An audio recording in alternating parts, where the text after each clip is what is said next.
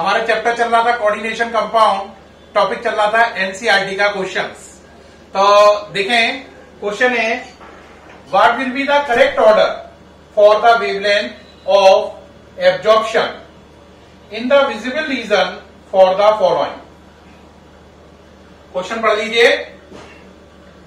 इस क्वेश्चन का मतलब यह हुआ, इन तीनों कॉम्प्लेक्स साइन में से कौन सा कॉम्प्लेक्स साइन ज्यादा वेवलेंथ पे एब्जॉर्ब होगा, कौन सा कॉम्प्लेक्स साइन कम वेवलेंथ पे एब्जॉर्ब होगा, उसका कारण बताओ और इन्हें क्रम में लगाओ। यानी कि ये तीन कॉम्प्लेक्स साइन दे रखे हैं, आपको अपनी अकल लगा के बताना है कौन सा कॉम्प्लेक्स साइन हायर वेवलेंथ पे वर्क करेगा, कौन सा लोअर पे करेगा और इसका कारण क्या है। ठीक है, देखो अगर आप इन तीनों कॉम्प्लेक्स साइन को ध्यान से देखो तो आप इसमें लिगेंड सर्च करो। क्या सर्च करो? लिगेंड। लिगेंड का काम होता है लॉन पेयर देना। तो पहले में लिगेंड है NO2 माइनस, दूसरे में लिगेंड है अमोनिया, तीसरे में है वाटर। अगर आप ये तीनों लिगेंड देख चुके हो तो ये कॉम्प्लेक्स को छोड़कर आप जाओ स्पेक्ट्रोकेमिकल सीरीज पर। स्पेक्ट्रोकेमिकल सीरीज वो सीरीज होती है जो हमें बताती है कि हमारा लिगेंड स्ट्रांग है या वीक है। तो अगर हम स्पेक्ट्रोकेमिकल सीरीज में जाएं तो नंबर 1 पे स्ट्रांग, अगर हम देखें तो इन तीनों में से ज्यादा स्ट्रांग लिगेंड कौन है? NO2 minus. स्पेक्ट्रोकेमिकल सीरीज से मुझे पता चला नंबर 1 पर इन तीनों में से है NO2 माइनस, 2 पर अमोनिया, 3 पर वाटर। तो सबसे स्ट्रांग लिगेंड कौन है बोलो? NO2 माइनस, फिर अमोनिया, फिर वाटर। ये कहां से पता चला सोर्स इसका? Spectrochemical series. और ये मैंने आपको नोट्स में कराई है। अब एक बच्चा कहेगा ठीक है सर ये लिगेंड सबसे स्ट्रांग है ना, तो फिर इससे क्या पता चला? इससे पता चला जितना लिगेंड स्ट्रांग होगा उतना ही स्ट्रांग लिगेंड होने पर CFSE ज्यादा होगी। CFSE क्या है? एनर्जी। और एनर्जी क्या होती है? एनर्जी होती है Hc/λ के इक्वल, है ना। तो जितना स्ट्रांग लिगेंड होगा CFSE ज्यादा होगी, और जितना CFSE ज्यादा होगी वेवलेंथ कम होगी। तो यहां से साफ पता चल रहा है कि सबसे ज्यादा स्ट्रांग लिगेंड कौन है? NO2 minus. तो इसकी CFSE सबसे ज्यादा होगी और वेवलेंथ सबसे कम होगी। तो अगर हम वेवलेंथ का ऑर्डर देखें तो सबसे ज्यादा वेवलेंथ आएगी इसकी, फिर इसकी, फिर इसकी। तो अगर हम वेवलेंथ के ऑर्डर में लगाएं तो हमारा आंसर होगा नंबर 1 पर ये वाला कॉम्प्लेक्स, नंबर 2 पे ये वाला, नंबर 3 पर ये वाला। ये ऑर्डर किसका होगा? According to lambda wavelength. सबसे बड़ी वेवलेंथ ये लेगा क्योंकि इसकी CFSE सबसे कम होगी। सबसे छोटी वेवलेंथ ये लेगा क्योंकि इसकी CFSE सबसे ज्यादा होगी, क्योंकि इसमें NO2 माइनस सबसे स्ट्रांग लिगेंड है इन तीनों लिगेंड में से, है ना। इन तीनों में से स्ट्रांग कौन है सबसे ज्यादा? NO2 minus. वैसे पूरे सारे लिगेंडों में से सबसे स्ट्रांग कौन होता है? CO। CO का नाम होता है कार्बोनिल या कार्बन मोनोऑक्साइड। दुनिया का सबसे स्ट्रांगेस्ट लिगेंड है। लेकिन हमें जो ये तीन दे रखे हैं इन तीनों में सबसे स्ट्रांगेस्ट कौन है? NO2 minus. तो आंसर क्लियर है, स्ट्रांग लिगेंड CFSE ज्यादा, CFSE ज्यादा वेवलेंथ कम, है ना। तो इसका मतलब क्या हुआ? सबसे कम वेवलेंथ इसकी होगी क्योंकि ये सबसे स्ट्रांग लिगेंड है, और सबसे ज्यादा इसकी होगी क्योंकि ये वीक लिगेंड है। तो ये ऑर्डर हो गया अकॉर्डिंग टू वेवलेंथ। ओके रहा? Question finish. लिख लिया आपने? नेक्स्ट चले। ये क्वेश्चन अगला है, give the factors affecting stability of complex. Give the factors affecting stability of complex. कह रहा वो कौन से फैक्टर हैं जो किसी कॉम्प्लेक्स की स्टेबिलिटी को प्रभावित करते हैं। तो बेटा किसी कॉम्प्लेक्स की स्टेबिलिटी को कई फैक्टर प्रभावित करते हैं। उनमें सबसे मेन होता है पहला, charge on central metal ion. Charge on central metal ion, इसका मतलब यह है कि सेंट्रल मेटल आयन पे जो चार्ज है वो जितना ज्यादा होगा उतना ही कंपाउंड ज्यादा स्टेबल होगा उतना ही कॉम्प्लेक्स ज्यादा स्टेबल होगा। जैसे समझो एक चीज है FeCN6 4- और एक है FeCN6 3-। यहां पे आप आयरन का ऑक्सीडेशन नंबर निकालो, X -6 -4 X = +2, तो यहां पे आयरन +2 वाला है यानी फेरस वाला। यहां पे निकालो X -6 = -3 X = +3, तो यहां पे आयरन है +3 वाला। तो इन दोनों कॉम्प्लेक्स में से ज्यादा स्टेबल कॉम्प्लेक्स कौन सा होगा? ये वाला, क्योंकि यहां पर चार्ज ज्यादा है किस पर? सेंट्रल मेटल आयन पर, इस पे कम है, तो ज्यादा स्टेबल कौन होगा? FeCN6 3-। तो जो चार्ज है सेंट्रल मेटल आयन पर वो मेन फैक्टर है स्टेबिलिटी को एक्सप्लेन करने के लिए। अब इसके बाद आता है, इस एग्जांपल के बाद सेकंड फैक्टर। सेकंड फैक्टर है बेटा nature of ligand. Nature of ligand, nature of ligand क्या है? नेचर ऑफ लिगेंड का मतलब है दिया गया लिगेंड स्ट्रांग है या वीक है।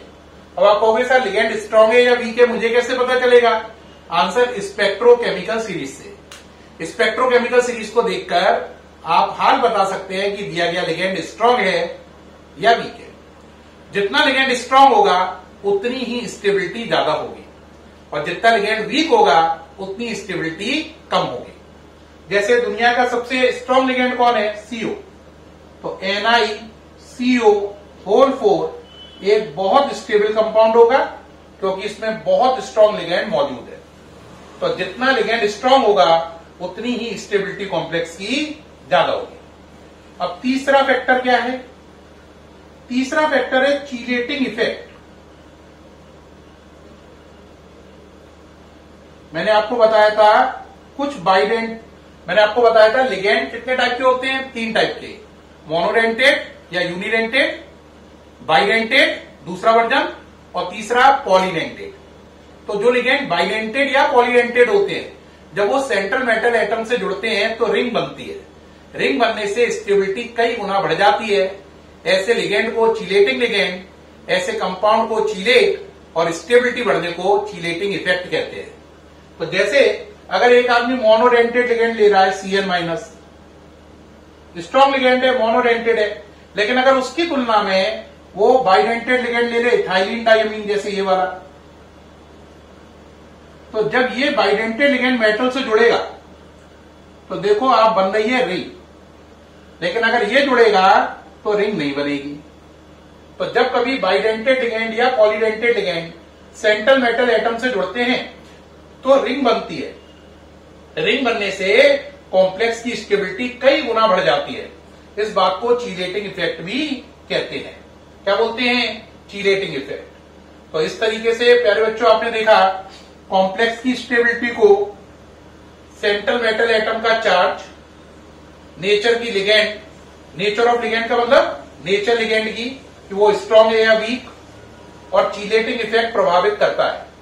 आप याद रखें जितना सेंट्रल मेटल एटम पे चार्ज ज्यादा होगा प्लस का उतनी ही उसकी स्टेबिलिटी ज्यादा होगी। लिगेंड जितना स्ट्रांग होगा उसकी स्टेबल कंपाउंड बनाएगा, उतना ही स्टेबल कंपाउंड बनाएगा।